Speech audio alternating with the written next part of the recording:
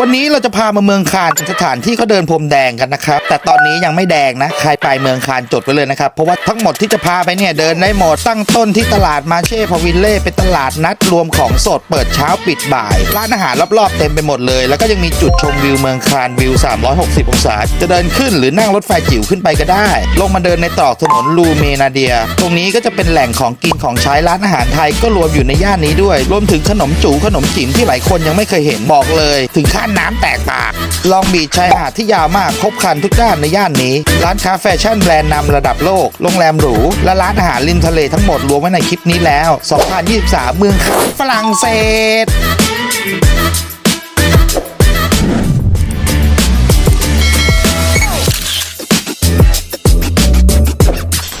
สวัสดีครับตอนนี้เราอยู่ที่เมืองคานฝรั่งเศสนะฮะคนฝรั่งเศสจะออกเสียงว่าการนะฮะตอนนี้เราอยู่ที่ตรงนี้ตลาดแล้วก็จุดหลักๆก็จะเป็นมิวเซียมนะฮะจุดชมวิวนะครับจุดเดินพรมแดงนะครับตรงนี้เป็นตลาดนะฮะเราเริ่มกันเลยนะนู่นตรงนู้นเป็นจุดชมวิวนะนี่อารมณ์ตลาดสดบ้านเขานะเป็นตลาดนัดในร่มเนื่องจากเรามาไม่ทันนะตอนนี้เป็นเวลาจะบ่าย2นะตลาดปิดแล้วเราจะไปดูที่จุดชมวิวกันเลยดีกว่า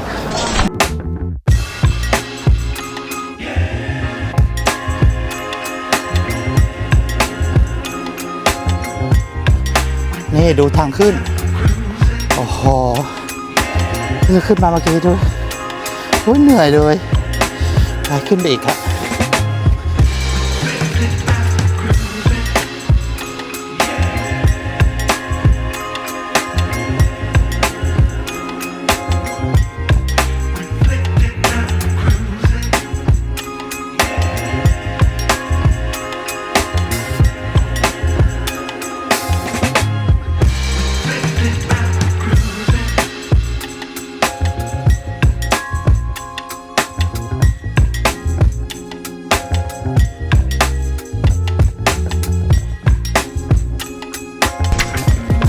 ลงมาแล้วที่จุดชมวิว360องศานะนี่เรากำลังเดินลงไปแล้วนี่ดูบ้านเขาน่ารักไหมอยู่กันตามซอกซอยภูเขาโอ้โหนี่ดูทางเหมือนเขาวงกตเลยนะทุกคน ดูเข้าใจทำโอ้โหดูโอเคเราลงมาอยู่เป็นท่าเรือแล้วด้านหลังก็เป็นตลาดนะไปนี่รูมานิเย่เหมือนโซนร้านอาหารนะไปเดี๋ยวเราเข้าไปดูไม่แน่ใจเหมือนกันนะว่าเขาเปิดกลางวันกลางคืนเพราะดูร้านอาหารจะค่อนข้างน้อยอยู่นะตรงนู้นนะครับเป็นจุดเดินพรมแดงนี่ดูรถแท็กซี่ที่นี่เจ๋งไหม320D BMW โอ้โห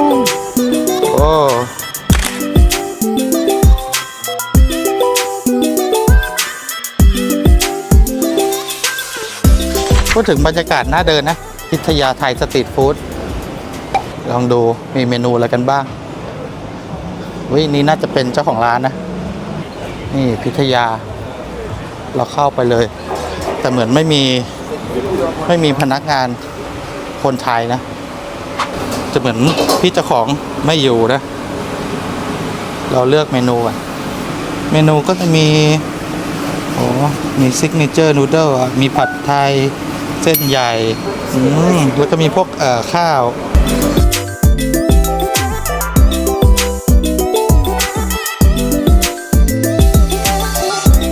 ผัดไก่ที่นี่นะอารมณ์เป็นข้าวผัดไก่แบบอินเดียเลยเขาไม่ใช่คนไทยทำนะพนักงานเป็นชาวยุโรปอันนี้เป็นเลดเคอรี่เป็นหนังไก่เดี๋ยวเรามาชิมดูเราสั่งเผ็ดระดับ3นะเฮ้ยแต่งงอย่างเว้ยมาที่นี่เขาไม่ให้ช้อนนะให้ตะเกียบมาอันแล้วก็ซ่อมอันเหมือนเขาน่าจะลืมนะมาลองชิมกันเลยดีกว่าอารมณ์เหมือนแกงหน่อไม้อะใช่หน่อไม้มาดูที่เผ็ดระดับ3ที่นี่มันจะเป็นยังไงถ้าสังเกตจากพริกนะก็จะเป็นพริกแกงแต่ก็เริ่มเผ็ดนะก็เลยรสชาติพะแนงเลยไปได้กินได้นะอร่อยทันนี้ Red Curry ราคาอยู่ที่ 12.5 ยูโรนะ ข้าวผัด 12.90 ยูโรถามแลบดีกว่า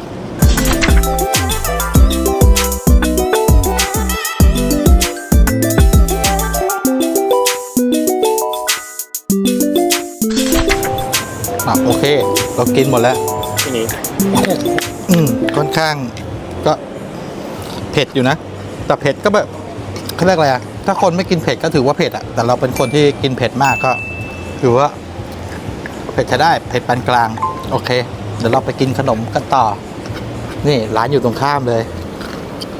ลาคิกเกตเทอรี่เป็นร้านขนมแพนเค้กโฮมเมดชิ้นใหญ่รูปทรงจู่และจิ๋มทำสดใหม่ชิ้นต่อชิ้นเนื้อนุ่มชุ่มฉ่ำด้วยช็อกโกแลตหลากหลายสไตล์และรูปแบบพิเศษตามเทศกาลต่างๆที่เราเลือกมาชิ้นแรกนะก็คือจู่แบล็กแอนด์ไวท์นี่ดูลีลาการจุ่มลงไปนะช็อกโกแลตโดะโดะโดะโดะเยิ้มๆกันเลยและตกแต่งด้วยไวท์ช็อกนั่นเองผมไม่บอกนะว่าเหมือนอะไร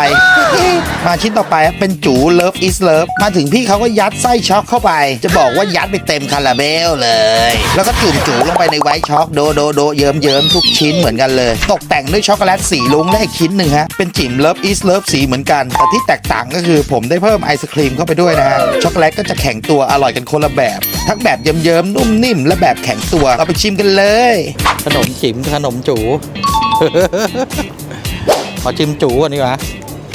จู๋ช็อกโกแลตนะนี่เป็นอย่างนี้เว้ยว้าวงอด้วยโอ้โหน้ำไหลน้ำเยอะมากตัวละเช็ดปากก่อนอุ้ยอย่างน่ารักอ่ะแต่ทิชชู่ยังน่ารักเลยน้ำแตกว่ะ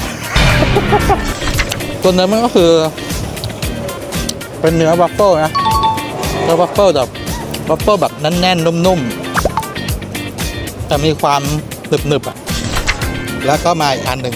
ดูถาดสีน่ารักนี่จิ๋มอันนี้จะเป็นแบบเย็นกินขนมจิ๋มกัน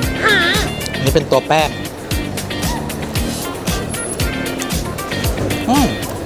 แบบเย็นอร่อยกว่าผัดตัวแป้งเหมือนกันตรงนี้เราแอดไอศครีมมาด้วยเป็นไอศครีมแล้วก็เป็นเรนโบว์ชิมเรนโบว์กัน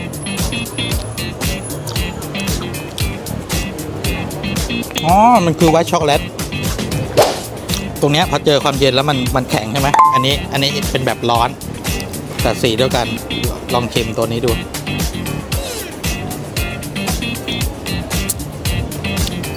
จริงๆเราชอบแบ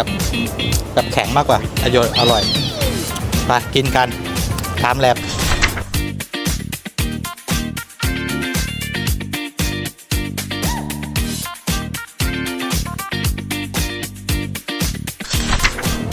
ไปโอเคเราอิ่มกันแล้ว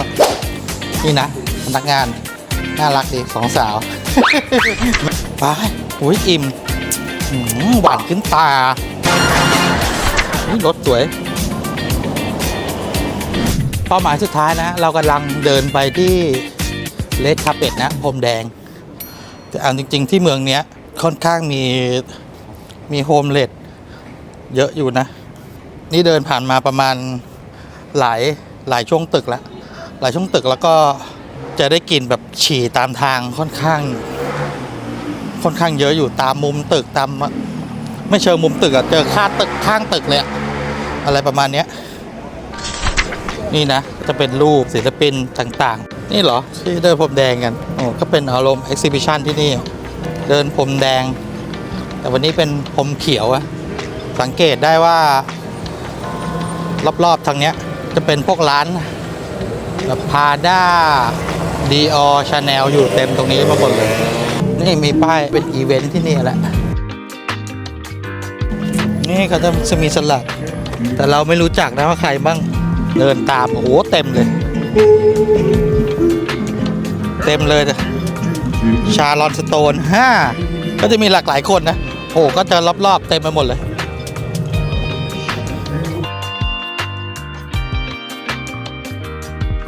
น่าจะเหมือน Impact Arena บ้านเรา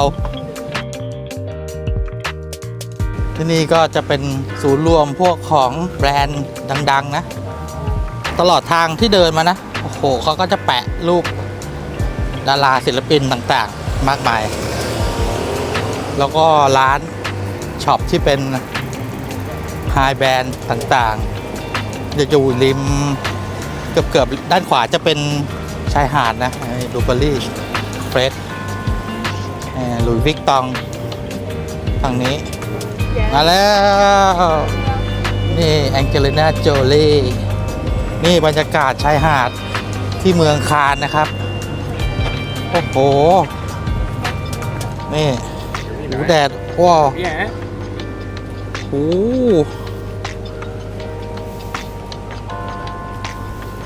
ยาวไปนู่นเลยแล้วตรงนู้นก็เป็น Exhibition Hall นะติดริมแม่น้ำโคตรเจ๋งอ่ะมีร้านขายของฝากแล้วก็เหมือนเนี่ยมีแซนด์วิชอีกแล้วแซนด์วิชสเลอร์บี้ไอติมทั้งหลายแหละโอ้เดินมาสุดอีกฝั่งก็ฝั่งนี้ก็จะเป็นพวกทางโซนร้านอาหารริมหาดแล้วนะฮะทางฝั่งร้านอาหารนะดูบรรยากาศตามทางก็จะมีอย่างเงี้ยมีศิลปินข้างทางก็มีของขายเล็กๆน้อยๆนี่ชมรมหมักลุกวะชมรมหมักลุกฝั่งนู้นนะฝั่งนู้นจะเป็นโฮเทล JW Marriott โอ้มีช็อปบาเลซิก้าด้วยแล้วก็คาสิโนแล้วก็โอ้โหโรงแรมอย่างใหญ่แถวนี้นี่มีช็อปแฮร์เมดเมสิก้าซีอาร์โรเล็กโอ้โหแต่ละอันเดี๋ยวจะพาไปดูโรงแรมอันนี้เขาว่าเป็นแบบ expensive to expensive and expensive อ่ะนี่นะคาตันโฮเทลโหแต่สวยอ่ะดูแบบโคตรฝรั่งเศสอ่ะเป็นโรงแรมที่แพงมากๆแพงและแพงแอนแพงอ่ะ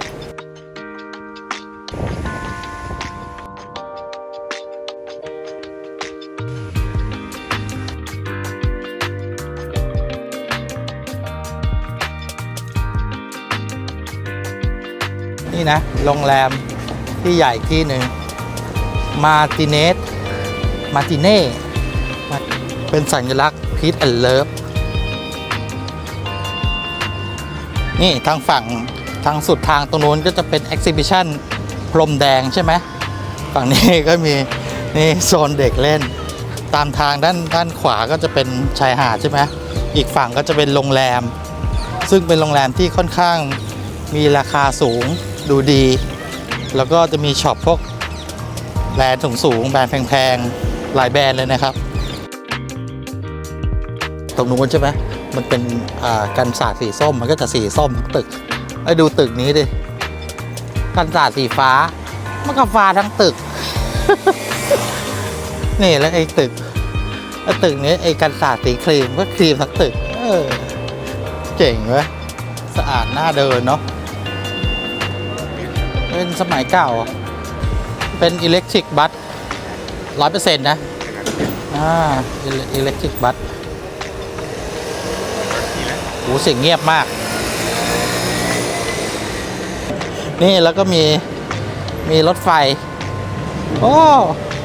มีกระจกด้วยมีรถไฟโอ้บานเลยยาวเลยไปไหนอะเฮ้ยข้างหลังไหมเบนเล่พอแดดตกเนี่ยคนเดินเทียบเลยเริ่มคึกคักเป็นโซนร้านอาหารไม่ใช่โซนร้านอาหารดิดูทรงแล้วเหมือนเป็นโซนร้านเหล้านะอยู่ในตรอก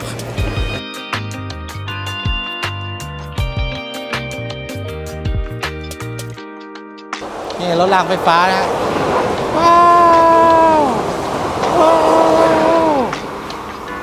บ๊ายบาย